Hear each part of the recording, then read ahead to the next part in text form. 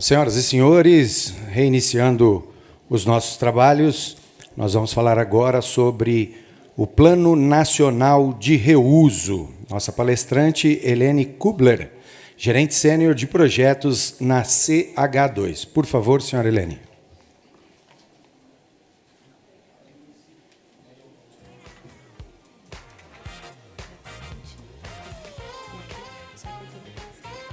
Obrigada. Boa tarde a todo mundo, ou todo que sobro, né? Então, primeira coisa, eu quero agradecer o convite, obviamente, e também a todos que ficaram para essa última palestra. O bom dela, normalmente, é que vai falar do Brasil, e além do São Paulo, onde fazer reuso no Brasil e como o governo federal pretende ajudar, né? Então, assim que conseguir. Então, projeto reuso, isso vai ser o tema hoje. Antes de começar com os detalhes, eu quero dizer que eu estou aqui ao pedido do Ministério da Cidade, que queria apresentar, mas está um pouco turbulente hoje em dia em Brasília. Então, o Ministério, como todo mundo já sabe, provavelmente vai ser extinto, mas as ações deles vão ser repassadas para outros ministérios, e na questão do reuso vai ser bastante importante. Então, a coordenação do projeto era do Ministério da Cidade, mas a gente tem também o ICA, que foi o coordenador, e temos a Cristina aqui, que conseguiu vir hoje. Financiamento, que precisamos agradecer ao Banco Mundial. Só vou acertar isso para não ficar.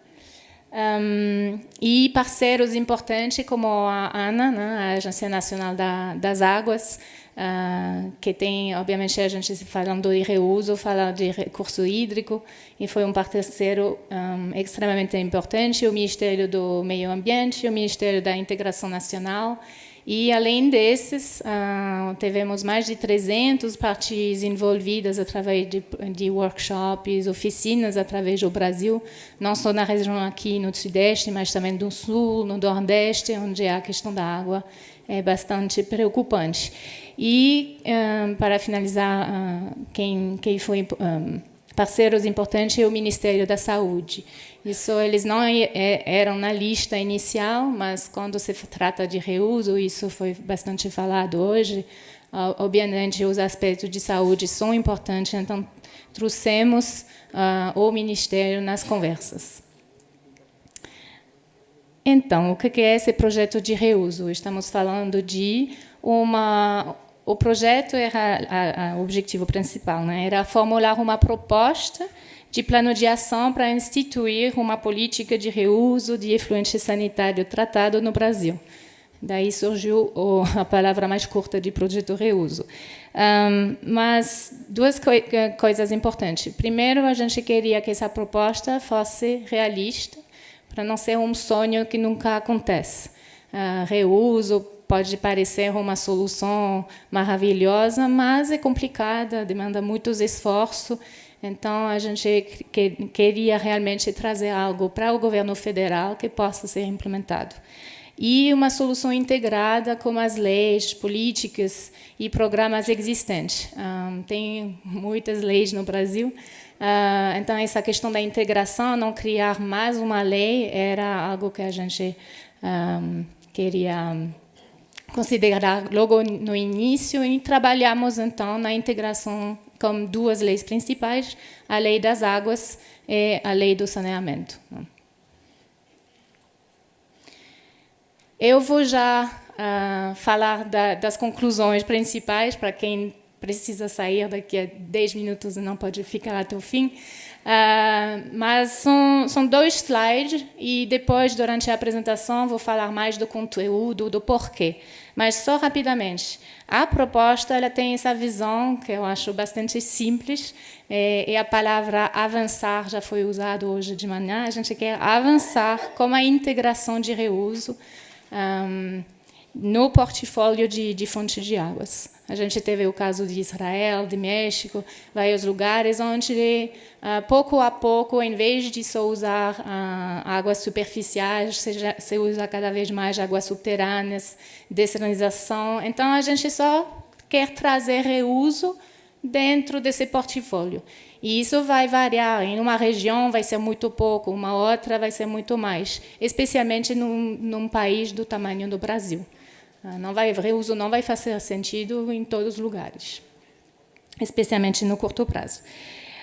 Segundo ponto importante, e vou voltar depois, é a meta. A gente trabalhou como governo federal para dizer, bom, onde estamos hoje? Então, fizemos um inventário e somos aqui em 2017, no passado, com uma capacidade instalada de mais ou menos 2 metros cúbicos por segundo. Aonde queremos chegar? E a gente definiu uma meta daqui a 2030 de 10 metros cúbicos por segundo. Parece pouco, mas é muito. O Fernando mencionou, né, que Aquapolo seriam 8 Aquapolo a mais no Brasil em 10 anos. Quando a gente sabe do tempo que leva para implementar, a gente tem bastante a fazer. Mas eu vou voltar depois para isso. Principais ações imediatas. A gente desenvolveu um plano de ação, mas no final a gente queria criar uma certa urgência no governo federal e definir 2 eixos de ações. Um primeiro que é o fortalecimento da liderança. A gente falou, precisa de vontade. Sem vontade, reuso não vai acontecer. E não é vontade durante a seca, é vontade permanente. Hoje, amanhã, o dia seguinte, quando chover, quando parar de chover, essa liderança tem que continuar. E provavelmente é a coisa, às vezes, mais complicada. Segundo eixo, especialmente quando se considera o número de projetos que existem no Brasil, é criar mais exemplos. Eu adoro o Fernando, adoro a apresentação dele, mas o que a gente quer é que tenha Aquapolo e mais um projeto e um terceiro para criar mais exemplos, onde a gente pode falar de custo, de cada um é uma história, né? Então, é isso que o governo federal tem que ajudar a fazer dentro dos limites das atuações deles. Ok, então isso é o resuminho. Quem não quer saber mais pode ir agora tomar uma cerveja. Quem quer saber os detalhes pode ficar. Bom, aí voltando no começo. Qual foi o foco do nosso projeto? Era reuso planejado. A palavra planejada é importante, porque, como a gente já mencionou, o reuso já acontece, a gente já, uma cidade como São Paulo, já tem o Rio Tietê, que abastece outras cidades, então o reuso acontece. O que a gente quer dizer é no sentido de planejar. Então, um portfólio de água, a gente quer saber o quanto vai vir de conservação, quanto vai vir de dessalinização, o quanto vai vir de reuso. E a gente focou no efluente sanitário tratado. Então, em condições, né, que tem proteção para a saúde pública, para o meio ambiente, para os usuários, usos múltiplos, e a gente focou no efluente municipal, não tanto nos efluentes industrial. Aqui vocês vão ver várias modalidades ou ilustrações. A gente olhou para todo tipo de reuso, inclusive o reuso potável. Aqui tem uma foto de um reuso de recarga, né, na Flórida. Aqui a gente tem fotos. Eu não estou conseguindo. Aqui. Esse é um projeto, na verdade, no Brasil. Em Santa Catarina é um resort onde eles produzem água de reuso no local, usam para irrigação de golfe e também até fazem, eu escutei falar, recarga de aquífero. Obviamente a gente tem Aquapolo como exemplo de reuso industrial e aqui é um reuso de agrícola na Itália, mas você vê na foto, isso se tratou bastante hoje, que a ET ela fica no meio da agricultura, voltando a essa questão do transporte, né? Reuso acontece onde há a possibilidade de fazer perto. Bom, isso era sobre foco. Eu tenho os mesmos problemas que você teve. que não quer avançar mais. Aí como que eu resolvo? Eu clico até acontecer? Ah, já! Ah! Tá bom. Então, impulsionadores de projeto. Por que a gente teve esse projeto? Por que é importante e continuará importante? Eu acho que isso também foi falado bastante hoje. Como que as pessoas mudam, eles mudam por necessidade. Então, estresse hídrico, crises hídricas. No Brasil tem aumento da população urbana. Temos mudanças climáticas, algumas pessoas acreditam, outras não, mas ninguém pode não acreditar quando você vê vazões diminuindo ano por ano na entrada de uma represa. Foi o caso de Perth, onde eles perderam, em 70 anos, 70% da vazão das reservas. Então, mudou a cabeça das pessoas. Obviamente, eles tinham que fazer algo diferente e começaram a fazer a dessalinização reuso, quando antigamente eles só tinham represas e usavam águas superficiais. Tá? Aí tem outros fatores impulsionadores, mas estou ilustrando, especialmente para quem não é do Brasil, né? Esse mapa é da Agência Nacional de Águas e mostra a parte amarela, né? Onde tem estresse hídrico nas condições hidrológicas normal, então fora secas, e em condição de população de 2016. Então, esse mapa vai piorar, e cada ano que passa, piora. E a gente não pode perder mais tempo em atraso na infraestrutura. Então, são vários, através do nosso projeto, foi um projeto de 2 anos. Acho que uma das coisas que vai nos deixar, nós somos consultores, então a gente vai sair, mas são produtos que são disponíveis nesse link aqui da Interáguas, é o portal da ANA, e são vários produtos, todos em português, com várias referências. Então, tem, por exemplo, um produto que é experiência com reuso. Por exemplo, tem um projeto do México que está descrito, outros projetos na Austrália, tem projetos como o Aquapolo, a gente descreve um pouco mais do projeto. Então, podem usar esses produtos como referência. Tem um sobre critérios de qualidade, que documenta um pouco quais são critérios usados através do mundo, o que poderia se aplicar no Brasil. Tem um sobre a potencialidade de reuso. A gente fez um estudo através do Brasil inteiro, das quantidades, onde há já condições de estação de tratamento de esgoto existente que poderiam ser aproveitadas, onde há necessidade de recursos de aumentar a disponibilidade hídrica. Então, esse é um dos produtos. Tem um que é sobre só financiamento, quais são os programas já existentes que permitem financiar, talvez, projetos de reuso. E hoje eu vou falar do número 6, que é o plano mesmo, né, a política de reuso, mas tem um enorme trabalho para conseguir isso, que eu convido vocês a consultar, a usar, a compartilhar. Acho que mais pessoas sabendo de reuso, mais a gente vai conseguir avançar. Não? Bom, então, o conteúdo do plano ele vem com várias secções de contextualização de projeto, potencial de reuso no Brasil e principais conclusões e recomendações. Eu vou rapidamente falar do contexto global, porque eu acho importante, depois, quando a gente fala da política, entender como isso compara. Isso são dados um pouco antigos, são de 2008, mas isso mostra o reuso planejado, né, de efluente sanitário tratado no mundo. Então, em 2008, tinha 21 milhões de metros cúbicos por dia, ou mais ou menos 245 metros cúbicos por segundo, sendo usado no mundo, em 43 países.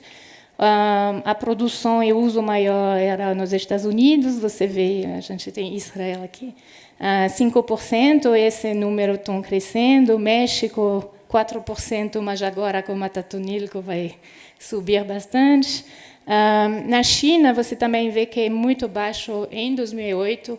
Hoje em dia, grandes cidades como Beijing e outras estão implementando reuso para uso urbano.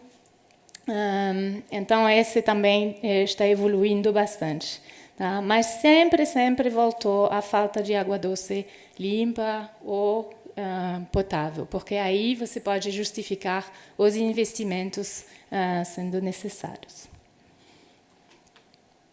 Quais são as tendências no mundo? Primeiro, reuso em todas as modalidades, seja agrícola, industrial, mas também potável, está crescendo. Então, é lento, cada um quer fazer mais rapidamente, mas tem essa tendência sistemática. O reuso ele se encaixa especialmente em cidade grande, nessa ideia de fazer gestão integrada de recursos hídricos. Eu acho que você mencionou essa necessidade de pensar não linearmente, mas realmente de maneira integrada. Então, a gente fala de water sensitive cities. O público, obviamente, tem suas opiniões e, às vezes, não sabem muito o que é reuso, mas a aceitação está crescendo. Por quê? Porque tem cada vez mais exemplos a mostrar. Exemplo de sucesso em vários países. Então, isso a gente pode utilizar para convencer que é uma coisa que não tem o risco, se for bem feita. E aí eu vou voltar nesse assunto de o que é bem feito. E, finalmente, eu acho que isso eu queria apontar, porque falamos de custo da água, e nas regiões de estresse hídrico, eu acho que a coisa mais difícil para o público entender é que eles vão ter que conservar a água, fazer reuso, e, ao mesmo tempo, vão ter que pagar o mesmo custo ou mais. E isso é difícil explicar, eu acho que demanda coragem de explicar para as pessoas. Infelizmente, você vai ter que gastar menos no seu celular e você vai ter que pagar mais água, porque senão você não vai ter água. Mas a gente tem que começar a falar isso. Isso é importante. Então, bom, agora as principais conclusões e recomendações. Primeiro, política proposta. Então, o texto completo é avançar com a integração do reuso planejado no portfólio de fonte de água, disponível para diversos usos, contribuindo assim para a melhoria da disponibilidade hídrica e também promovendo melhores condições de saneamento. A segunda parte aí de promover melhores condições de saneamento eu acho importante, especialmente no Brasil, onde ainda tem bastante a fazer na questão de coleta de esgoto e tratamento de esgoto. A população ela não vê necessidade de coletar o esgoto, porque não vai ser aproveitado. Joga no lixo, como a gente joga plástico.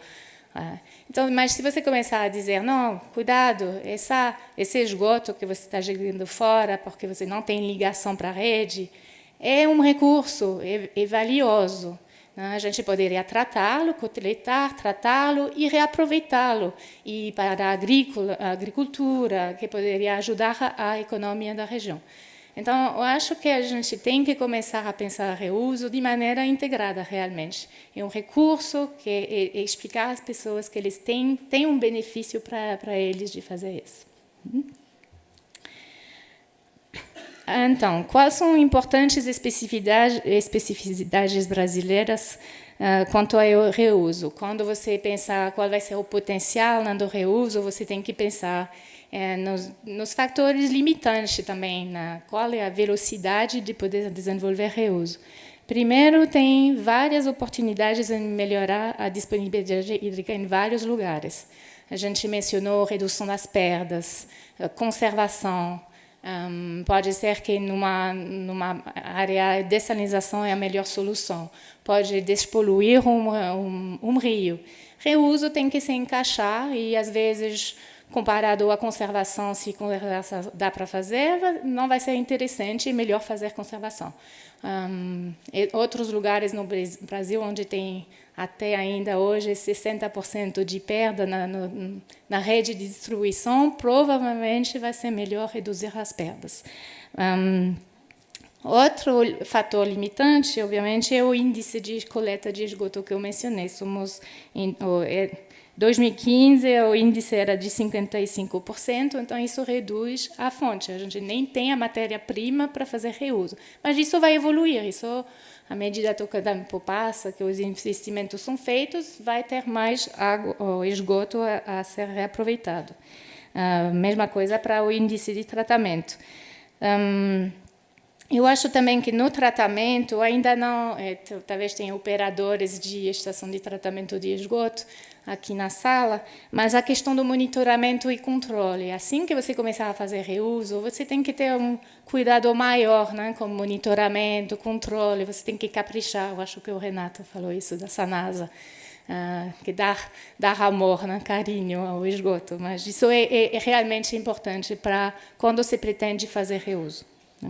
Até para criar confiança como público, porque você vai potencialmente trazer isso nos vasos sanitários que as pessoas vão usar, porque você vai irrigar plantas que as pessoas vão comer. Então, obviamente, as pessoas não são estúpidas, elas vão querer ver a qualidade. E, obviamente, tem outras especificidades, como o arcabouço legal e regulatório ainda em estágio inicial, mas já está autorizado o reuso, né? Então, eu acho que isso a gente pode superar. Bom, são algumas das especificidades, eu não vou entrar em todas. Aí, algo interessante que fizemos, não é perfeito, mas é um ponto de partida, é um inventário preliminar de onde tem reuso está sendo feito. Então, esse mapa traz essa informação, também está nos produtos que são disponíveis, como eu falei. Então, você vê todas as bolinhas amarelas, são projetos em operação, e aí você tem as bolinhas laranjas, desculpe, que são projetos em avaliação. Por exemplo, na Sanepar, em Curitiba, está tentando fazer um projeto um pouco igual à Aquapolo, né? Eles têm uma estação de tratamento de esgoto perto de um grande polo industrial, eles querem montar, mas, por enquanto, eles não têm os detalhes, vão fazer um estudo de viabilidade. Durante a seca no Espírito Santo, também eles estavam considerando do reuso industrial.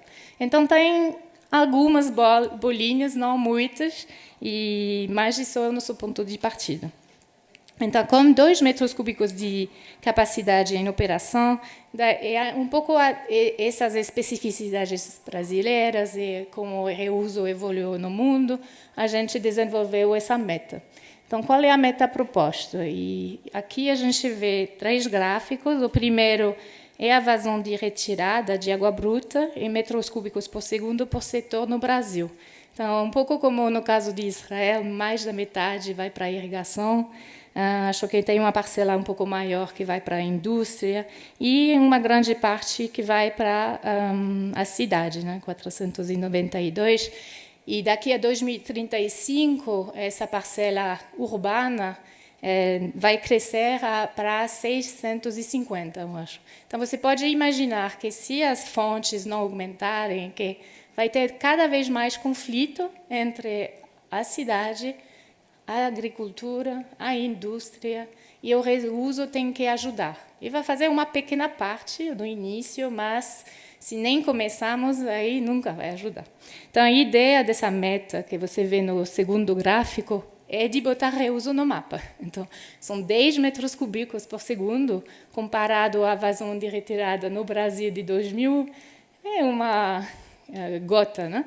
Mas é uma gota importante, porque uma gota que são equivalente a 10 vezes Aquapolo, são 10 Aquapolo no Brasil, né? E isso vai possibilitar mais. Então, é a razão que, ao longo prazo, se esses 10 acontecerem, aí, como o volume, né, de esgoto que vai ser gerado, coletado, tratado, vamos poder chegar em 100 metros cúbicos por segundo ou mais. Mas isso tudo depende desse primeiro 10. Sempre os primeiros passos que são os mais difíceis, né? Igual uma criança. Temos que aprender a andar. Isso só apenas voltando à comparação com outros países, né? Esse 10 metros cúbicos por segundo, a gente teve durante as oficinas reações, mas isso é muito pouco. Mas o que é muito pouco, né? Primeiro, é 5 vezes mais do que você tem hoje. E quando você compara, então, Israel, eu acho que eu tenho 11 metros cúbicos por segundo em 2008, hoje, pelo que você mostrou, é mais 14 metros cúbicos, então seria o equivalente do que eles já desenvolveram em Israel. Na Califórnia, em 2009, eles reaproveitaram 26 metros cúbicos por segundo. Eles têm um objetivo para 2030 de 50 metros cúbicos por segundo, então cada vez mais. Isso não impede que tenha incêndios, mas ajuda cidades como em San Diego, Los Angeles.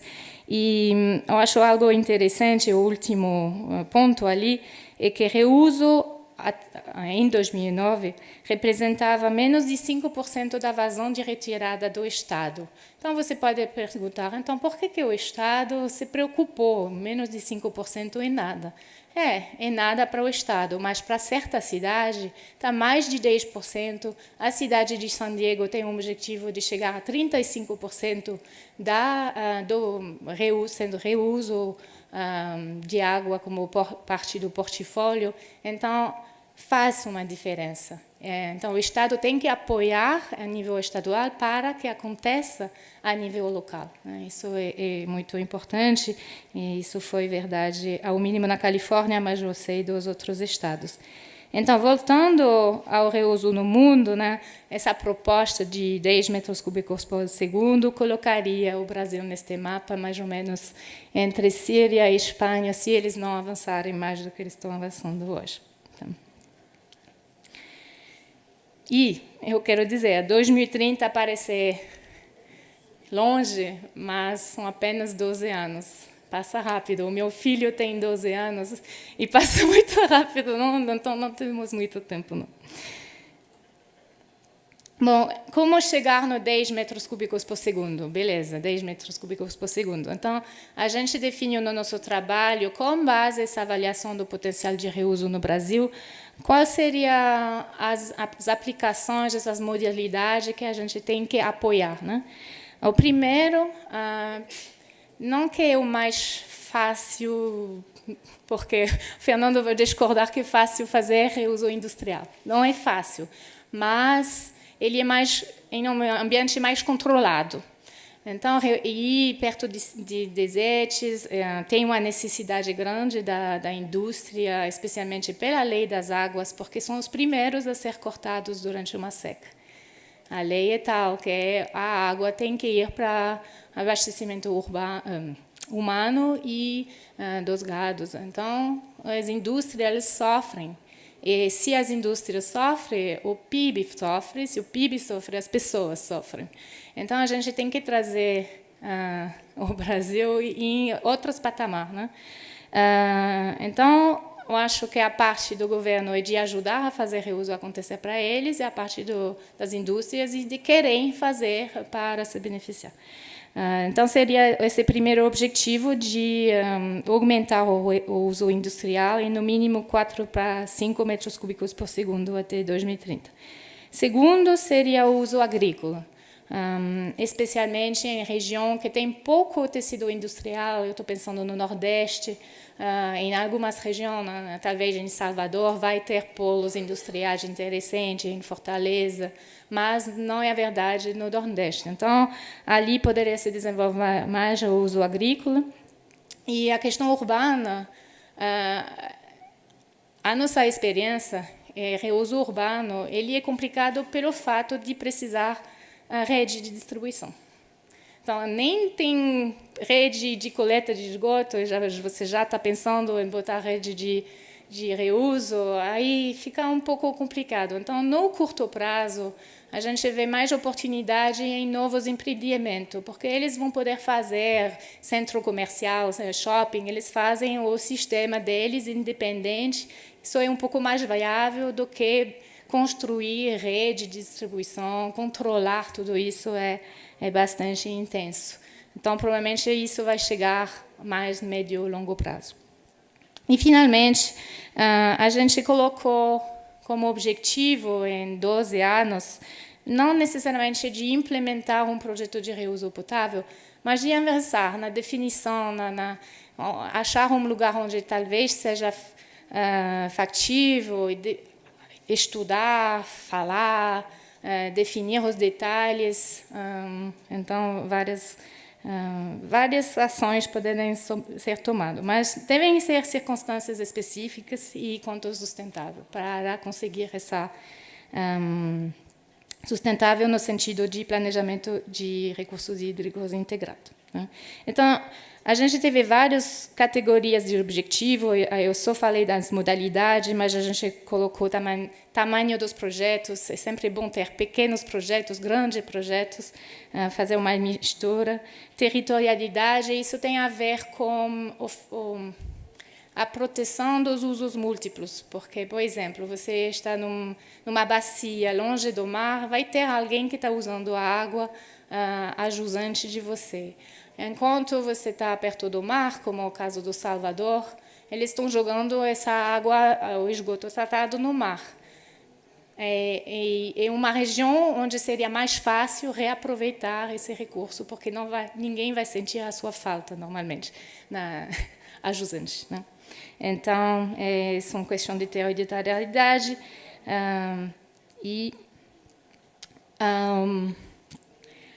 um dos aspectos que a gente conversou bastante com o governo é a liderança, porque reuso é uma coisa nova.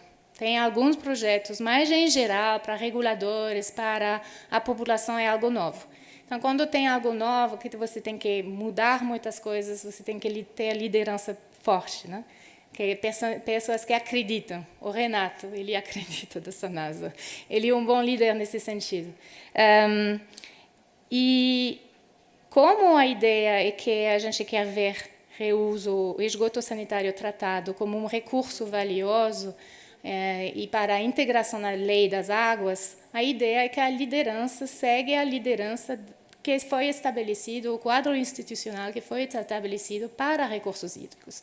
Então, no âmbito nacional, isso significa que o Conselho Nacional de Recursos Hídricos, que a ANA, como agente reguladora, a nível estadual, a gente viu hoje a Secretaria de Saneamento e Recursos Hídricos, eles têm um papel extremamente importante para avançar na questão de reuso.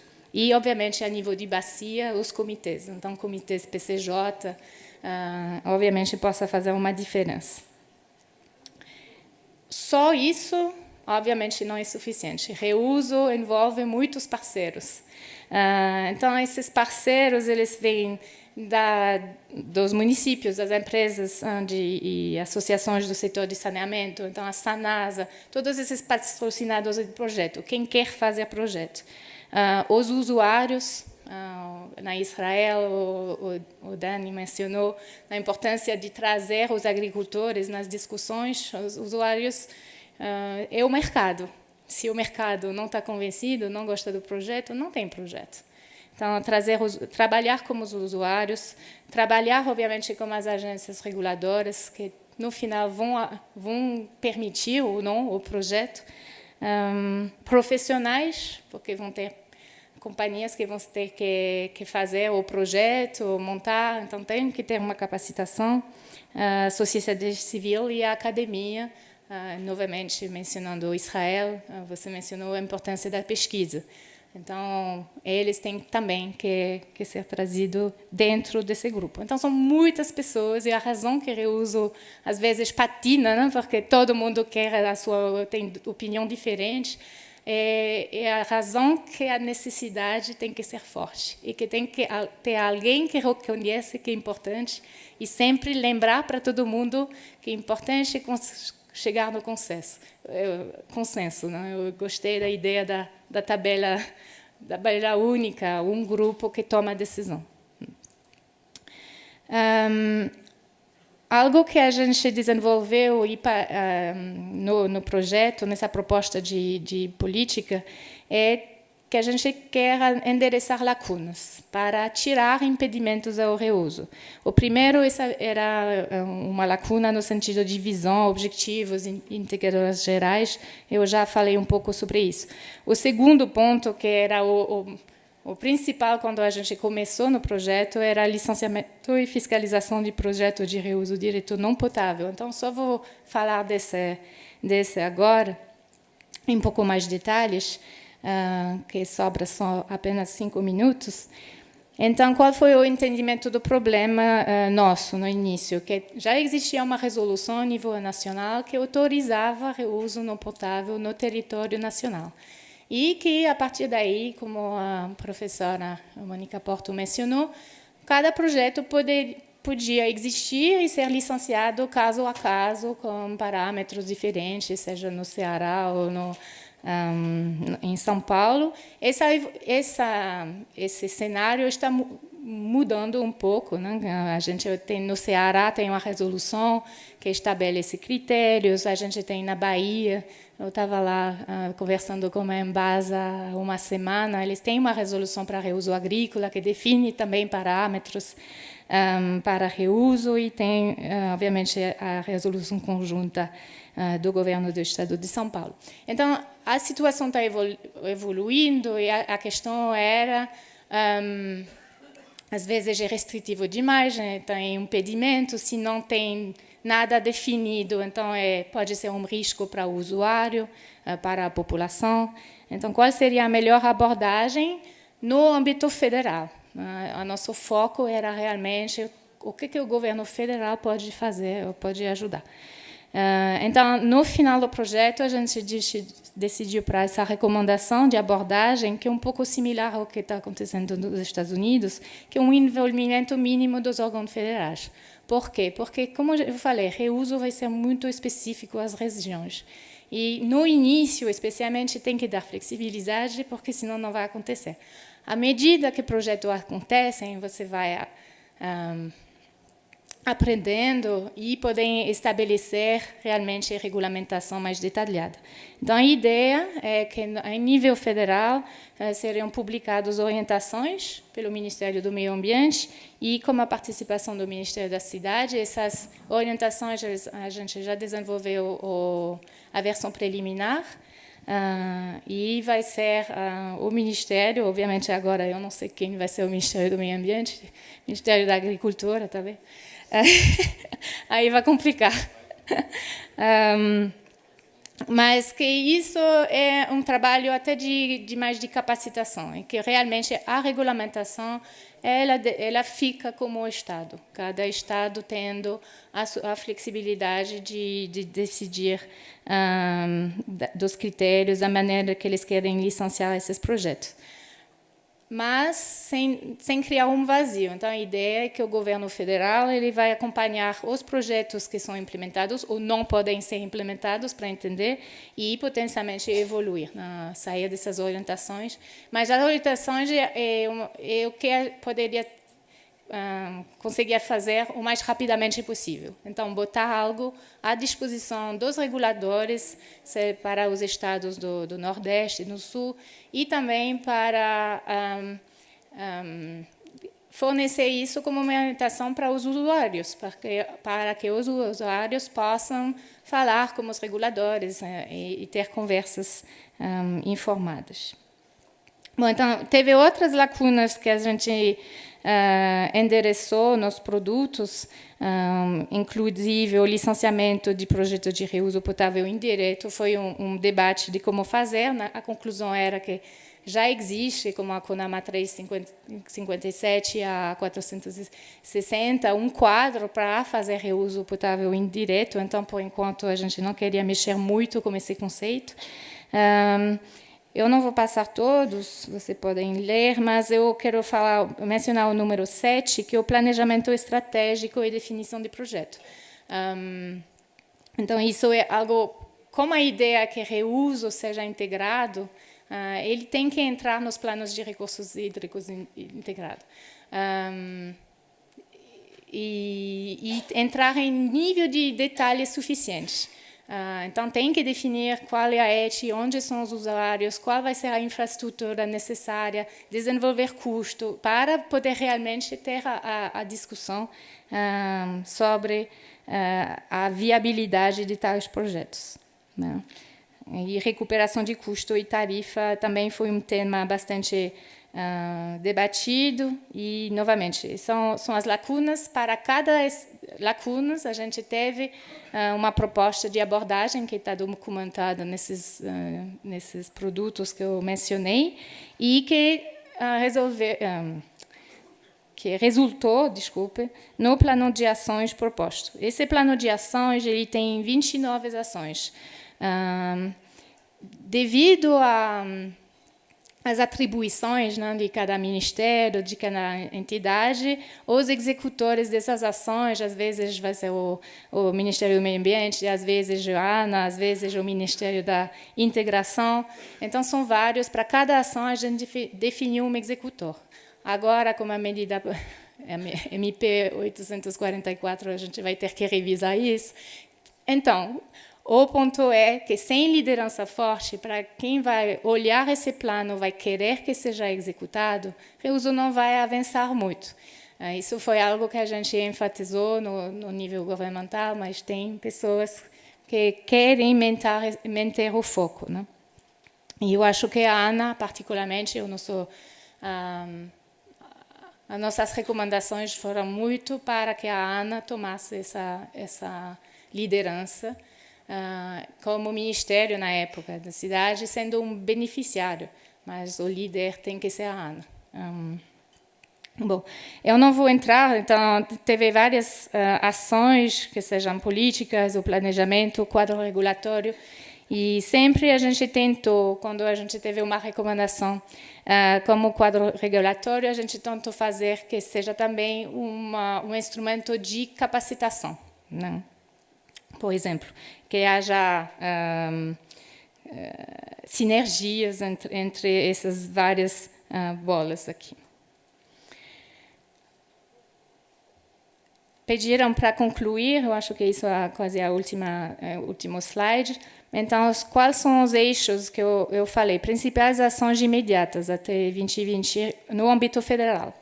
No eixo de fortalecimento da liderança, então, era reforçar a governança, a importância do reuso, botar objetivos e monitorar a implementação, especialmente em estados com bacias críticas. Os outros estados não precisamos se preocupar por enquanto.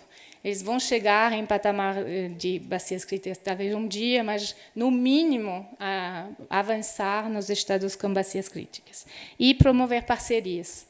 Parcerias com quem quer fazer reuso. Então, parceria com a Sanasa, parceria com o PCJ, ou outros que já têm vontade, parceria com a Sanepar, que está querendo fazer reuso industrial.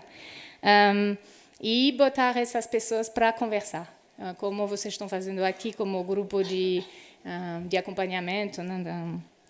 Eu acho isso muito importante. E segundo eixo que eu mencionei, a criação de exemplos bem-sucedidos. No Brasil tem várias possibilidades.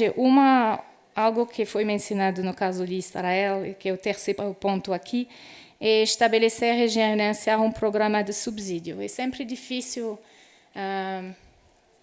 demanda esforço montar um projeto que faça sentido. A gente está fazendo um estudo de caso para a CAESB, de reuso agrícola.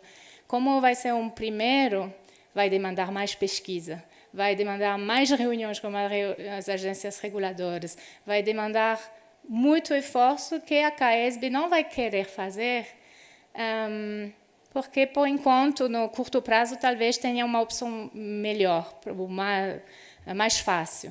Mas é aí que o governo pode ajudar financeiramente para que eles tomem o risco. Não, vão estudar, vão fazer até o fim para que, finalmente, possamos ter um caso real de projeto de reuso agrícola que possa servir para todo mundo aprender. Então, isso é algo realmente importante. Eu acho que financiamento é bom, mas subsídio, às vezes, é necessário.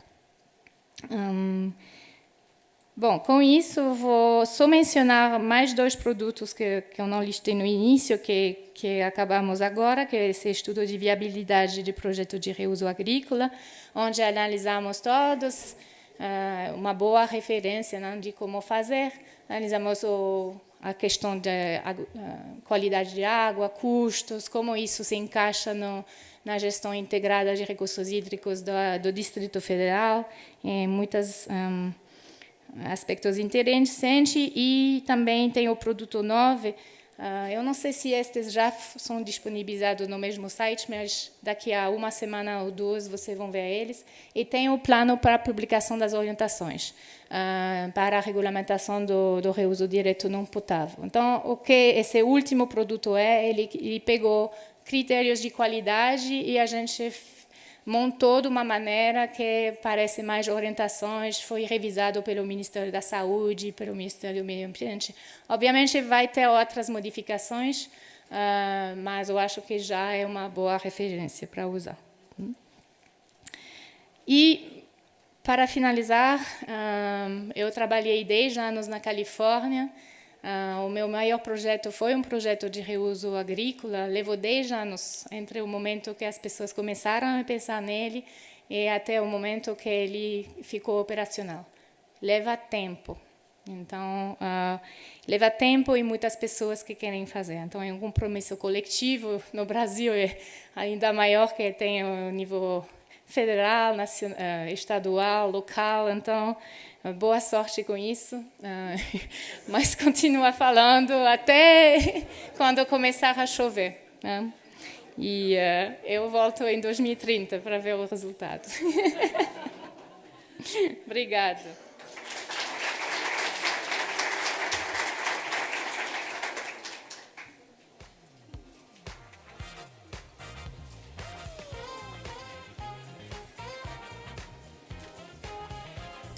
Nós agradecemos a Helene pela sua apresentação. Gostaria de, antes que os senhores, por favor, quem vier amanhã, não se esqueçam o crachá, que nós não vamos estar fazendo crachá amanhã e será necessário para que vocês possam ir lá para o Aquapolo. Então, por favor, cuidem bem desse crachazinho de vocês aí, por gentileza. Nós vamos abrir agora um espaço para perguntas. Gostaria de saber, quem tem pergunta, por favor, se manifeste. E, da mesma forma, aqui, lá no fundo depois, da mesma forma que na parte da manhã. Pergunta para quem e de forma objetiva, por favor. Pode perguntar. Boa tarde a todos. Sou André Zupo, do Projeto Avança Brasil. Minha pergunta vai para os palestrantes do período da tarde, o Aquapolo, o Ministério das Cidades. Acho que não cabe tanto ao Banco Mundial, mas em relação ao nosso país, a gente percebe que ainda há um sonho muito grande,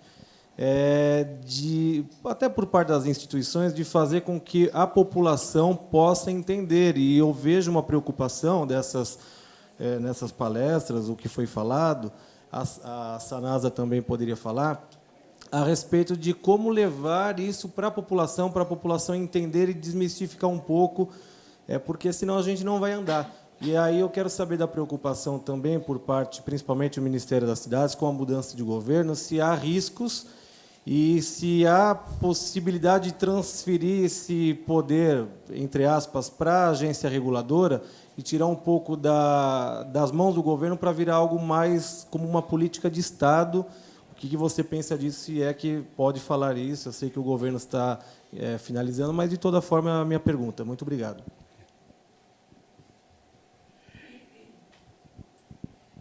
Bom, primeiro, não sou do governo. Apenas uma consultoria que dá recomendação. Mas a recomendação que demos, na verdade, foi na questão da liderança, que precisa de continuidade. E a razão que a gente está falando que a ANA, que é uma agência reguladora, que é mais estabelecida, que tem técnicos de carreira, que é mais estável, e que cuida de recursos hídricos no Brasil, de ser esse ponto central. É a razão que os produtos estão no site da ANA. Eu acho que eles entenderam isso muito bem e tem Eles têm um departamento de planejamento de recursos hídricos, com uma pessoa, um superintendente muito jovem, muito alinhado com essas ideias.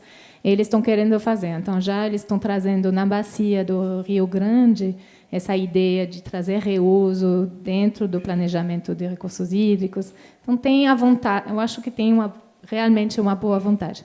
E quando eu falei do reuso, a razão que eu falei que o reuso industrial é um pouco mais simples vem também do fato que a população não é tão envolvida, não tem uma interferência grande. Então, é uma das razões que a gente pensa que vai avançar mais rapidamente nesse sector. Pode? Bom, Acho que a Sanasa já não está mais está conosco. presente, mas até... Está aqui, está aqui. É que ele estava sentado ali, ó. Eu não vi ele mudando de lugar, desculpa, Ana. Eu entendo perfeitamente a questão da situação local, até porque é mais fácil envolver as indústrias e de acordo com a necessidade, mas numa perspectiva de futuro, dentro do contexto da Agenda 2030, o envolvimento da população. A gente precisa de campanhas de marketing, televisão, tirar um pouco a visão da população, que é algo que vai matar, porque hoje a população no país, o povão, pensa que uma vacina de gripe é uma política de Estado para matar a população. E isso é verdade, que ocorre esse pensamento. Da mesma forma, a minha preocupação é que o mesmo pensamento se reproduz, e eu creio que se reproduz, em relação à água de reuso. Muito obrigado. Fernando, Renato também, se quiser, por favor, vem aqui à frente. Eu queria fazer um comentário. Desculpa. É mais fácil fazer reuso industrial, essa voz está meio... As indústrias também têm que associar as suas iniciativas à própria imagem, de tal forma que elas não vejam somente pelo lado financeiro ao discutir uma questão de reuso. Quer dizer, a primeira conversa que você tem com qualquer empresa que não tenha uma governança internacional visando uma postura, vamos chamar assim, dentro de uma... Como é que, talvez a palavra não estou conseguindo encontrar, uma postura de responsabilidade, a indústria não poderia somente ver a questão no curto prazo do retorno, etc, etc. Eu acho que a imagem associada a um projeto de reuso, e para mim, um dia que eu expliquei para o meu neto onde eu trabalhava, ele falou, rapidinho, ele pegou assim, ele falou, isso é do bem. Não precisou muita explicação, ele falou, o projeto é do bem, porque ele percebe que existia um recurso que ia ser descartado e ele teve um novo uso, não é? Agora, somente colocar os profissionais do setor e a indústria não perceber que ela tem que também ter uma posição proativa em relação a isso, nós vamos ficar patinando. Ok? Lá no fundo agora, pois não? Boa tarde, eu sou Alexandre da Fiesp, aqui de São Paulo. Eu queria, para ser bem breve, abordar, primeiro parabenizar todos os palestrantes e focar um pouco agora na parte da tarde. Talvez isso mostre um pouco o desafio que a gente tem, nós da indústria, às vezes, quando vamos discutir o reuso. Um primeiro conflito que, às vezes, ocorre é se reuso se escreve com acento ou sem acento, né? E isso mostra o tamanho do desafio que a gente tem, de fato, para abordar a questão do reuso, né? Mas, de fato, eu queria abordar um pouco na parte da tarde. Um dos grandes desafios é em relação à modelagem de negócio e à modelagem institucional, né? Acho que o exemplo do Aquapolo mostra um pouco um modelo onde você tinha uma demanda que gerou uma oferta. O caso da Sanasa e muitos outros exemplos que a gente tem visto pelo país é a oferta que depois vai gerar a demanda, né? E aí, claro, que a pergunta é, quem paga a oferta enquanto a demanda não existir? Ou seja, se eu tenho uma tarifa, de alguma forma, eu posso até tentar incorporar na tarifa para ter essa proatividade. Então, eu queria muito, para ser direto até em virtude do tempo, ouvir um pouco dessa questão da... A Helene também falou um pouquinho de subsídios, né? Ou seja, da continuidade. Nessa questão da modelagem de negócio, naturalmente, a modelagem institucional, para, nesse olhar de a oferta que geraria a demanda, como que a gente faz isso parar de pé enquanto a demanda firme não ocorre? Quem você gostaria que respondesse? O Renato, por exemplo, que não... O Renato não falou ainda, então, o professor Renato, por favor. Professor Renato, por gentileza, o que faremos com a oferta enquanto não temos demanda? Então, o que fazemos com a oferta é o que a Sanasa já faz, né? Lança o efluente 99% para o rio e o rio agradece, recuperando a natureza, né? com uma água de excelente qualidade. Esse rio vai passar em outra cidade, vai possibilitar a captação de água, que antes a cidade não tinha, né, aquele município é jusante. Então, é uma coisa que acontece na prática, naturalmente. Isso acontece, né? Agora, precisa realmente ter uma política tarifária, né? Por exemplo, lá na Sanasa, a gente vai vender água para o aeroporto, né? Hoje já vende água potável, né? Então, a água para o aeroporto vai ser para os vasos sanitários, né?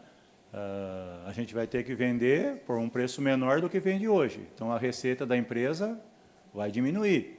Aí vem o diretor financeiro e fala, nossa, mas isso não pode acontecer, ô louco, nós vamos ter perda de receita.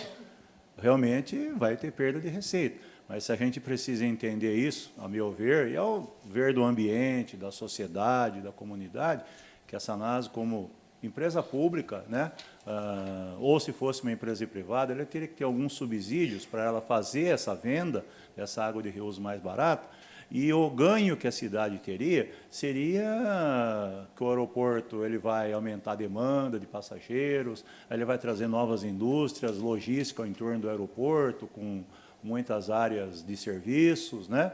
E isso aumenta empregos, aumenta impostos, e a economia circular ela volta, né? Então, é uma reorganização da sociedade, né? Que precisa ser, de alguma forma, entendida, né?